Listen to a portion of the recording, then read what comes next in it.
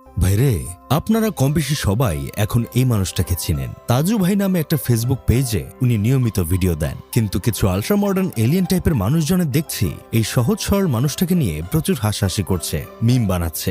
আবার অন্যদিকে কিছু মানুষ তার কাজকে সম্মানও জানাচ্ছে। এখন আমার প্রশ্ন হইল, যে সকল আলট্রা মডার্ন এলিয়েনগুলো এই মানুষটাকে নিয়ে মজা নিচ্ছেন, আপনারা আপনাদের এলাকার জন্য কি চুলটা ছিঁড়েছেন? আমরা অনেকে আছি যারা জীবনে একটা চুল ছিঁড়তে না পারলেও ফেসবুকে সবাইকে সাবান বালদে ধুইতে পারি, কিন্তু বাস্তবে নিজের আশেপাশের সমস্যাগুলো নিয়ে কখনো মুখ ফুটে কিছু বলি না। এই লোকটা হয়তো সালমান মুক্তাদিরের মতো স্মার্ট না, তার কথাবার্তায় হয়তো রাফসান্দা ছোট ভাইয়ের মতো পরিশীলিত ভাব নেই, উচ্চারণও নিখুঁত হয় না। সে হয়তো সুটবুট পরে আয়মান সাদিকের মতো ক্যামেরার সামনে দাঁড়ায় না, তার ভিডিওর কোয়ালিটিও হয়তো সুনেরা তাসনিমের মতো ঝকঝকে না।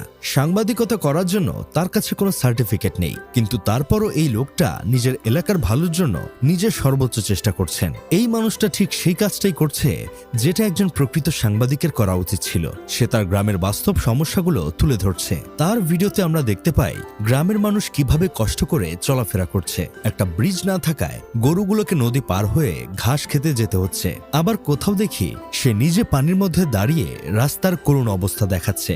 এই দৃশ্যগুলো কোনো স্ক্রিপ্টেড নাটক না, এগুলো বাস্তবতা যা আমরা অনেকেই ইচ্ছে করে চোখে এড়িয়ে যাই। সে হয়তো সুন্দরভাবে কথা বলতে পারে না, কিন্তু সে সত্য কথা বলছে। সে হয়তো চটকদার পোশাক পরে না, কিন্তু সে মানুষের কষ্টের কথা তুলে ধরছে। সে হয়তো